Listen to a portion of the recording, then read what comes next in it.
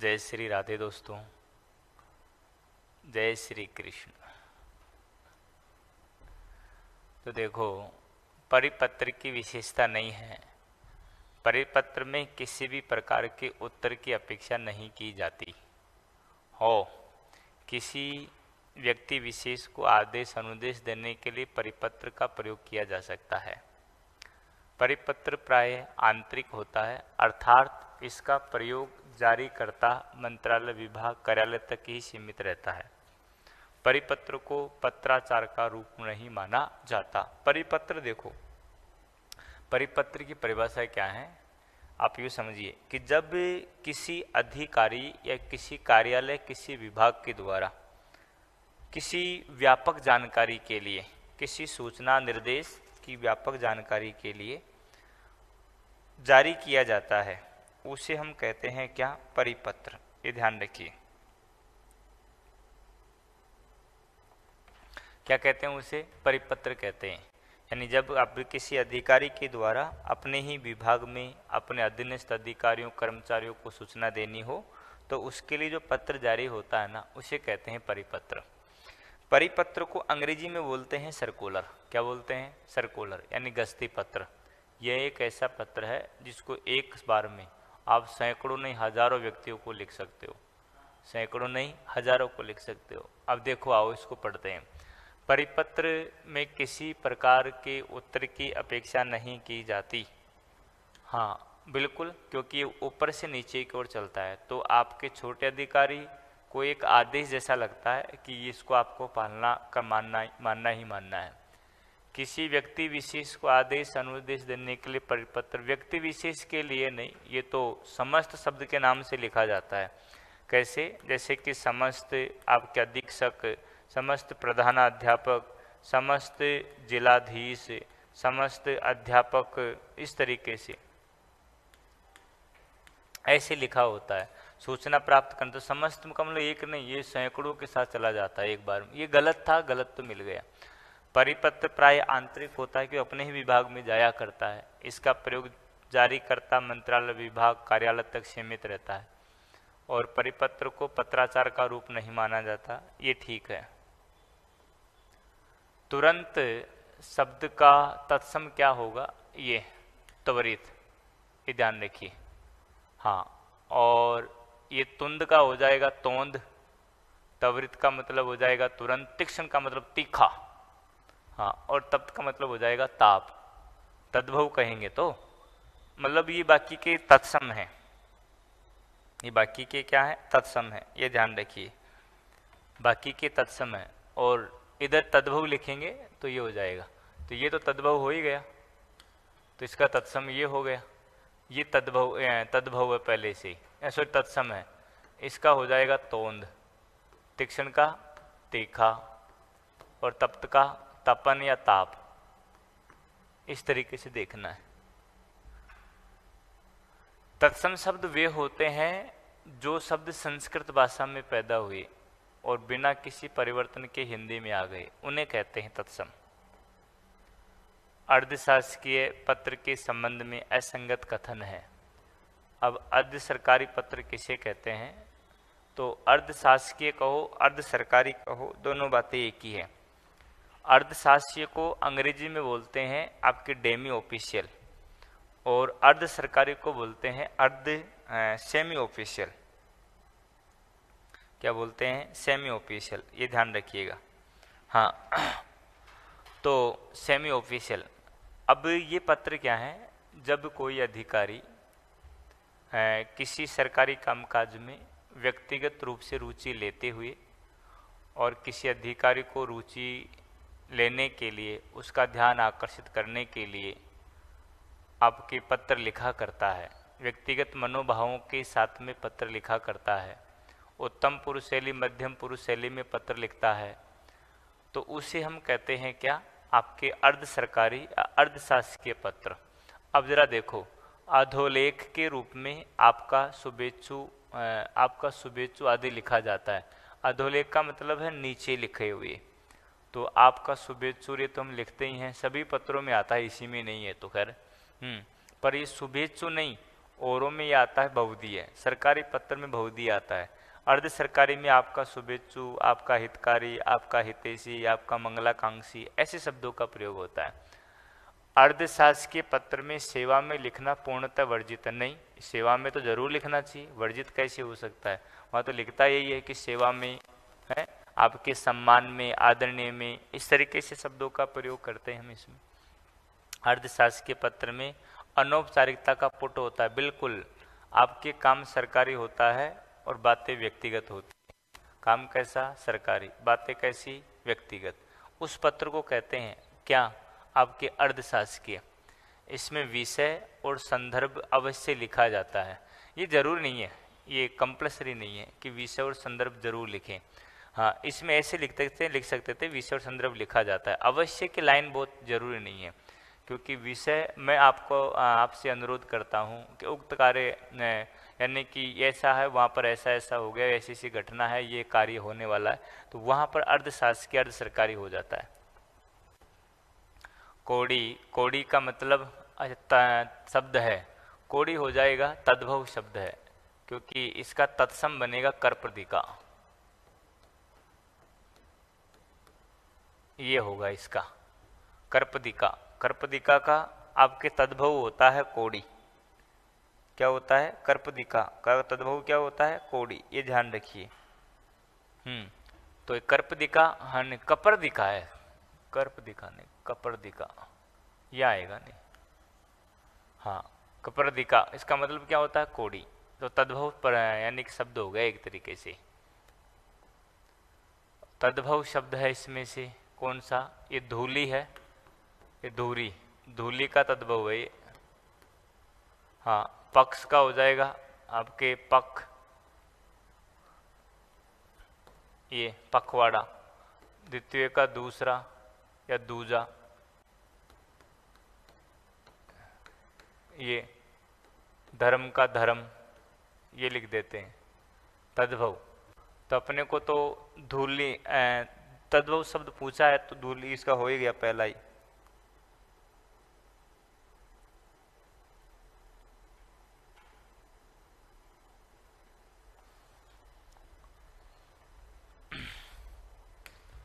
अगला है सही विलोम शब्द युक्त जोड़ा है। लाघव, लाघव का बनेगा गौरव। ऐसे होता तो सही होता है। ये गुरु का लघु, वक्र का ऋजु सही है। ये रुगुण का होगा स्वस्थ, और सधवा का विलोम होगा विधवा। विश्लेषण का होगा संश्लेषण। संक्षेप का हो जाएगा विस्तार। ये लाघव का विलोम होगा गौरव, गुरु का लघु, वक्र का ऋजु। वक्र ने होता टेढ़ा, ऋजु यानी सीधा। रुग्ण यानी रोगी, स्वस्थ आप जानते ही। जिसके साथ पति है वो सधवा, पति नहीं है तो विधवा। विश्लेषण और संश्लेषण, संक्षेप यानी कि लघु रूप में, और विस्तार फैलाव।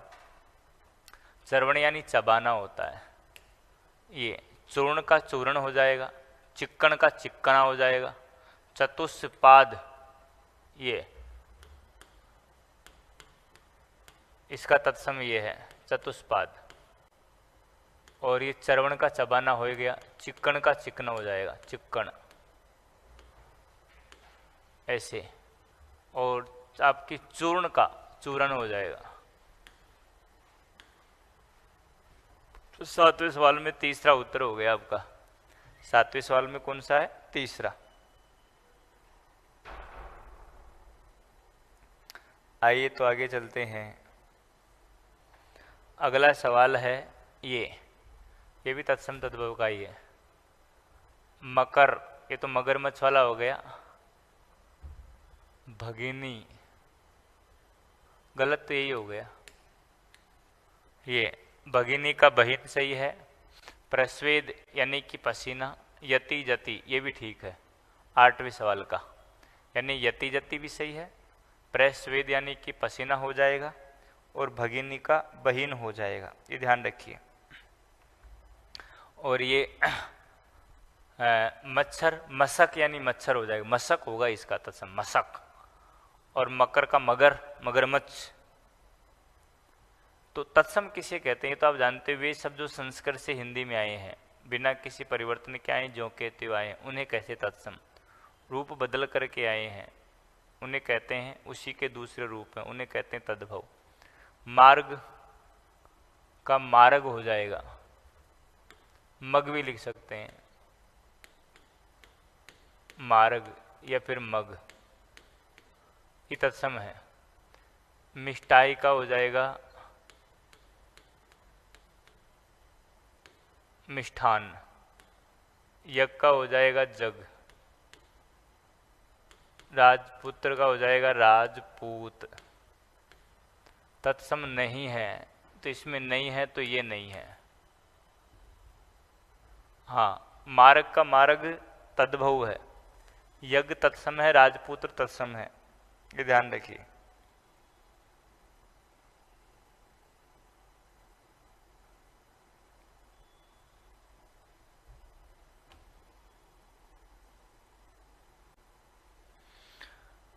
चलो आओ आगे चलते हैं, 9वां सवाल हो गया। ये तत्सम है, ये तत्सम है, ये तत्सम, ये इनके तद्भव लिख दिए हमने। निम्नलिखित में से तद्भव शब्द नहीं है। तद्भव यानी कि जो संस्कृत के शब्द हैं उनका रूप बदल के हम हिंदी में बोलते हैं उनको कहते हैं तद्भव। पोहुब का हो जाएगा पुष्प, पोहुब का हो जाएगा फूल कह लो आप, हाँ तद्भव नहीं है। पुष्प का हो जाएगा तद्भव है ये। परसा का परसु, अच्छा इसका ऐसे लिख देते हैं, इसका तत्सम ये है, परसा का परसु हो जाएगा। दक्षिण का दाहिना, ये नहीं है, ये उत्तर हो गया। नासिका का नाक, तो इसका तत्सम ये है, इसका तत्सम ये है, इसका तत्सम, ये तत्सम है इधर वाले, ये खुद ही तत्सम है। दक्षिण का दाहिना, पोहु फूल को बोलते हैं। तत्सम तत्वों का युग्म अशुद्ध है। किंचित, ये कार्तिक कातिक, कास खांसी, कुमार कुम्हार, ये हो गया गलत। इसका कुमार का तो होगा कुंवर, और कुम्हार का तत्सम होता है कुंभकार। कुंभकार का तद्भव कुम्हार, आपके कुमार का तद्भव कुंवर, काश का कांसी, बाकी सब ठीक है। क्या पूछा है? अशुद्ध है, अशुद्ध यही हो गया चौथा। 11वें में चौथा, किंचित का कुछ हो जाएगा, कार्तिक का कातिक हो जाएगा, काश का कांसी हो जाएगा, और कुमार का कुम्हार हो जाएगा।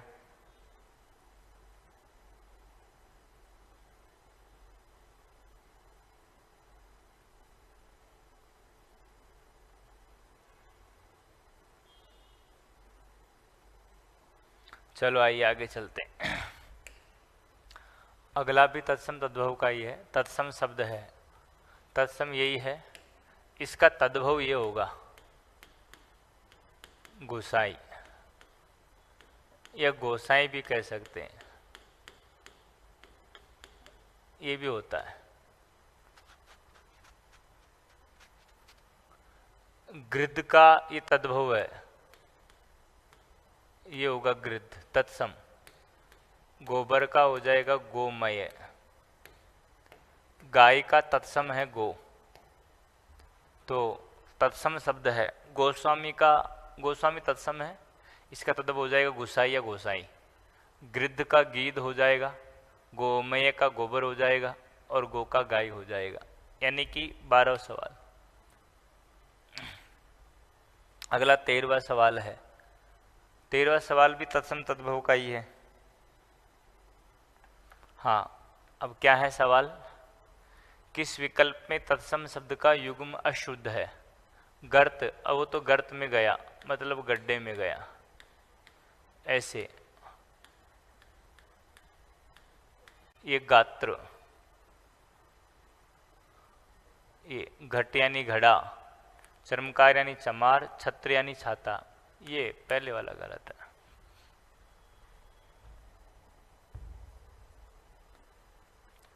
किस विकल्प में विलोम युग्म शुद्ध है?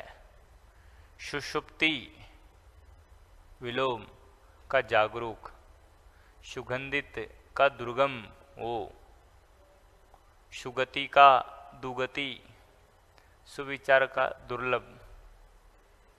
ये दुगति की जगह दुर्गति होना चाहिए। पूछा क्या? अब के विलोम शब्द शुद्ध है तो पहला ही होगा फिर तो।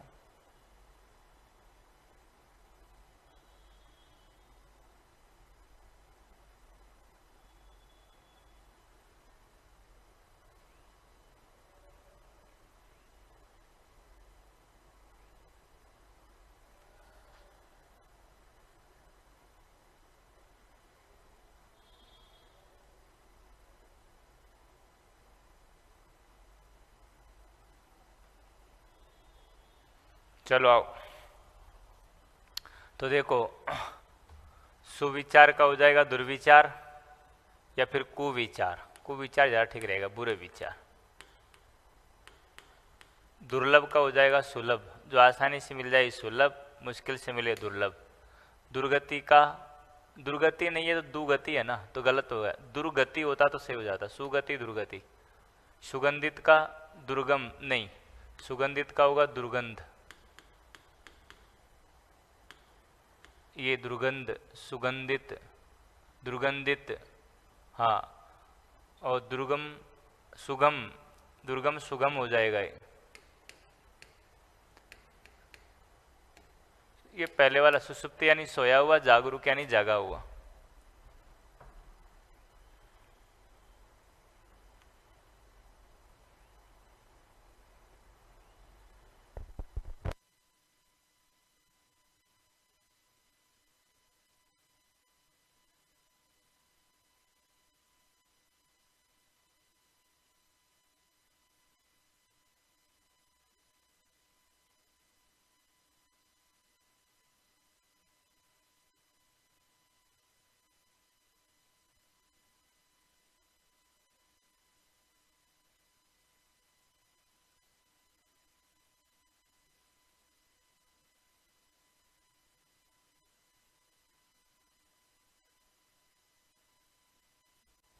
चलो आओ लालो, आगे चलते हैं।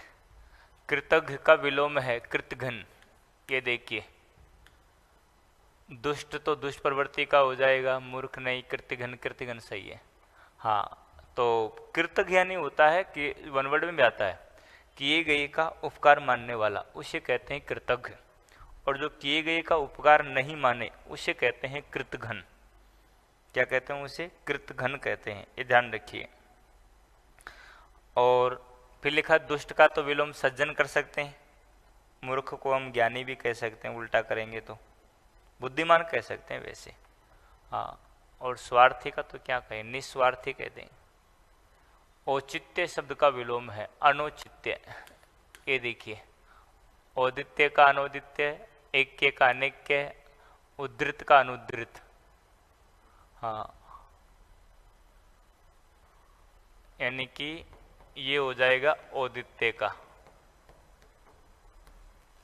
ये हो जाएगा ऐक्य का, ये हो जाएगा उद्धृत का। किस विकल्प में विलोम युग्म अशुद्ध है?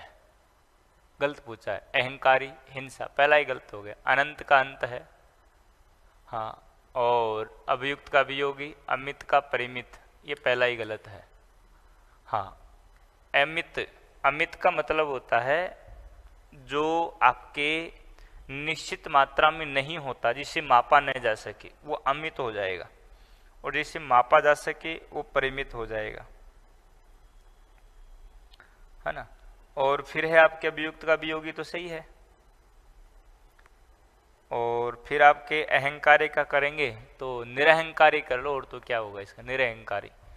हिंसा का अहिंसा कर सकते हैं। अगला है एक ही पत्र जब एक साथ कई प्रेषितों को भेजा जाता है तो उसे कहते हैं परिपत्र। ये ताते मैंने बात की थी आपसे जब किसी कार्यालय के द्वारा अपने अधीनस्थ अधिकारियों कर्मचारियों को किसी सूचना निर्देश से आपके अवगत कराना हो तो एक साथ पत्र जारी कर, एक साथ सैकड़ों को जारी कर दे, उसे कहते हैं परिपत्र। क्या कहते हैं? परिपत्र। यानी कि उसे सर्कुलर भी कहते हैं अंग्रेजी भाषा में। क्या कहते हैं उसको? सर्कुलर भी कहते हैं, ये ध्यान रखिए। उसे सर्कुलर भी कहते हैं, ध्यान रखिएगा। और अधिसूचना राष्ट्रपति या राज्यपाल के स्तर से जारी की गई मानी जाती है। यानी जब सूचनाएं आपके राजपत्र में प्रकाशित होती है तो उसे कहते हैं अधिसूचना। अंग्रेजी में बोलते हैं नोटिफिकेशन। ये सर्कुलर विज्ञप्ति का हो जाएगा कम्युनिक्यू, और ज्ञापन का बोले जाएंगे मेमो एंड मेमोरेंडम। इसकी अंग्रेजी भी याद रखना। और साधारण कोई सूचना हो, सामान्य तौर पर कार्यालय में किसी आय पत्र का, अनुस्मारक पत्र, किसी का जवाब देना हो तो ज्ञापन होता है। किस विकल्प में देशज शब्द नहीं है? देसी, ये पहला ही नहीं है, ये पुर्तगाली शब्द है। ये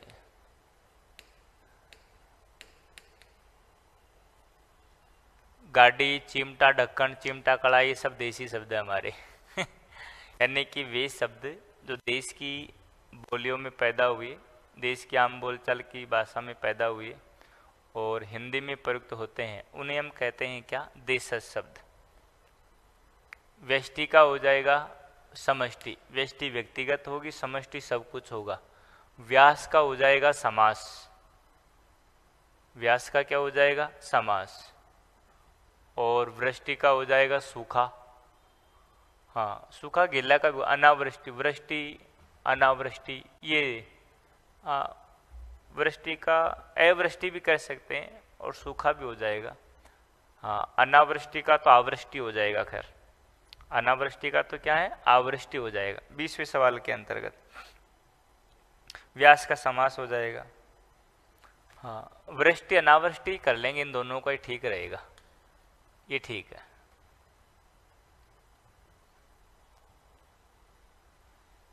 तद्भव शब्द है, श्रावण का हो जाएगा सावन, ये तद्भव हो गया।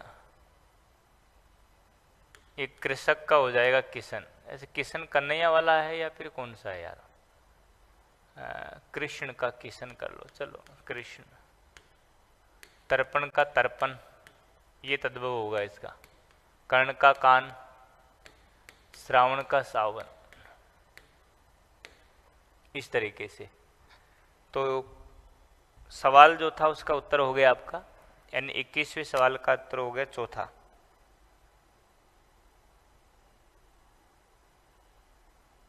और किसान होता तो एक कृषक कर देते हम इसका। हाँ, किसान होता तो हम इसका क्या कर देते? कृषक कर देते, ये ध्यान रखिए।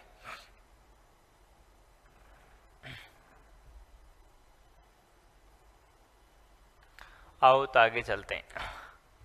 सरकारी प्रतिष्ठानों द्वारा सामान आपूर्ति या निर्माण आदि कार्यों हेतु इनमें से कौन सा पत्र समाचार पत्रों में प्रकाशित किया जाता है?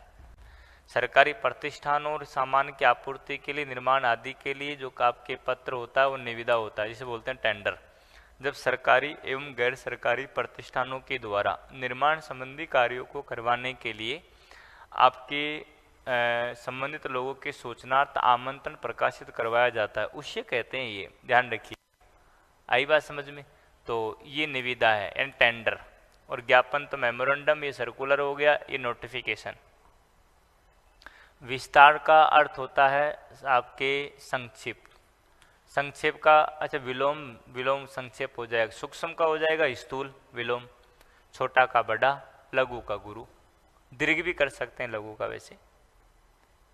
अशुद्ध विलोम है, गौण का प्रमुख सही है, ग्राहिक का त्याज्य सही है, नूतन का पुरातन सही है, प्रेम का बैर, ये नहीं बैठेगा। बैर तद्भव प्रकृति का शब्द रह गया ना, इसीलिए प्रेम का क्या है? बैर नहीं बैठेगा। क्योंकि यदि हम इनका विलोम करें प्रेम का तो घृणा कर सकते हैं। हाँ, क्या कर सकते हैं? प्रेम का घृणा ज्यादा ठीक रहेगा। अच्छा, प्रीति कर सकते हैं इसकी जगह, प्रीति का बैर हो जाएगा। ज्यादा प्रीति मत को बैर, वो देखो। ग्राह्य यानी ग्रहण करने, त्याज्य यानी छोड़ने, नूतन यानी नया, पुरातन यानी पुराना। अगला है सांसारिक शब्द का उचित विलोम है, सांसारिक का हो जाएगा पारलौकिक। हाँ, सांसारिक का मतलब है संसार की क्रियाओं से संबंधित है, उसे कहेंगे सांसारिक। और जो संसार से दूर चला गया, संसार से दूर की क्रियाएं संपन्न हो गई, उसे कहेंगे पारलौकिक। और विनाश, विनाश का निर्माण या समृद्धि भी कह सकते हैं। हाँ, विमुख का सम्मुख हो जाएगा। और ये जो लिखा है निर्मूल, निर्मूल का सम्मूल कर सकते हैं हम। क्या कर सकते हैं? सम्मूल। शासकीय पत्र के संबंध में असत्य कथन है। शासकीय पत्र कौन सा? वही सरकारी। क्या पूर्णतः औपचारिक व्यक्तिगत बातों का उल्लेख नहीं, ये तो सही है। शासकीय पत्र, प्रेषक का नाम सबसे ऊपर बाईं ओर पदनाम सहित, ये ठीक है। सामान्य कार्यालय औपचारिकताओं के साथ लिखा एवं प्रेषित किया जाता है, ये ठीक है। प्रेषित के नाम का उल्लेख सामान्यतः आदर पूर्वक करके, ये नहीं, आदर वादर कुछ नहीं आता इसमें। आदर पूर्वक शब्दों का प्रयोग केवल अर्ध शासकीय यानी अर्ध सरकारी पत्रों में होता है, जिसमें आदर सूचक। इसमें सरकारी पत्र किसे कहते हैं? जब कोई शासकीय पत्र किसे कहते हैं? यानी कि जब कोई अधिकारी सरकारी कामकाज, सरकार किसी उद्देश्य से, सरकार किसी समस्या समाधान आदि को विषय बना करके किसी दूसरे अधिकारी को पत्र लिखता है, अन्य पुरुष शैली में लिखता है, टकसाली भाषा में लिखता है, सिक्केबंद भाषा का प्रयोग करता है, मोहर बंद आपके शैली का प्रयोग किया करता है, उसे कहते हैं शासकीय भाषा। विलोम शब्द युग्म अशुद्ध है। अवरोध का अनवरोध सही है। अनुमत का अनुभूत अशुद्ध पूछा, ये हो गया। अटल का डामाडोल, अवर का प्रवर, यही गलत है। हाँ, अनुमत का अननुमत हो जाएगा और अनुभूत का अननुभूत हो जाएगा। अननुभूत क्या हो जाएगा? अननुभूत, ये ध्यान रखिए।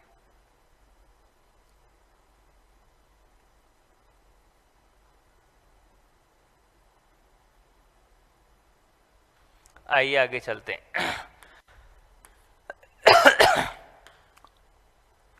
अगला है सर्जन। सर्जन का हो जाएगा नाश, ये उल्टा करेंगे तो। प्रलय का हो जाएगा सृष्टि। अकाल का हो जाएगा सुकाल। वृद्धि का हो जाएगा ह्रास, ह्रास यानी पतन वाला। निम्नलिखित में से कौन सा प्रारूप गजट में प्रकाशित होता है? अभी मैंने हाल ही में आपसे इसकी चर्चा की थी, वो ही है ये। यानी कि इनमें से ऐसा कौन सा है जिसकी सूचना हम कहाँ प्रकाशित करते हैं?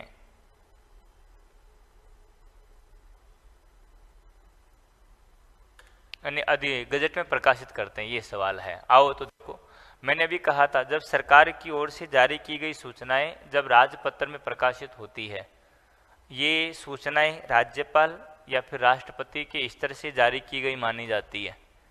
राष्ट्रपति या फिर राज्यपाल के स्तर से जारी की गई मानी जाती है। उन्हें हम क्या कहते हैं? अधिसूचना। तो गजट में ये प्रकाशित होती है। राजपत्र को ही अंग्रेजी में गजट कहते हैं। अनुस्मारक को बोलते हैं रिमाइंडर लेटर। ज्ञापन आप समझ गए, परिपत्र सर्कुलर। विलोम शब्द अशुद्ध है। अभिज्ञ, अभिज्ञ का हो जाएगा अनभिज्ञ, ये होता तो सही होता। अभिज्ञानी जानता है, विज्ञान नहीं जानता। विज्ञ का हो जाएगा अघ, अज्ञानी मूर्ख, विज्ञानी जानता। आरोप प्रत्यारोप सही है, पहला गलत हो गया। असीम यानी कि कोई सीमा नहीं, ससीम सीमा युक्त है। चुस्त ढीला सही है। चलो तो मेरे प्यारे दोस्तों, धन्यवाद।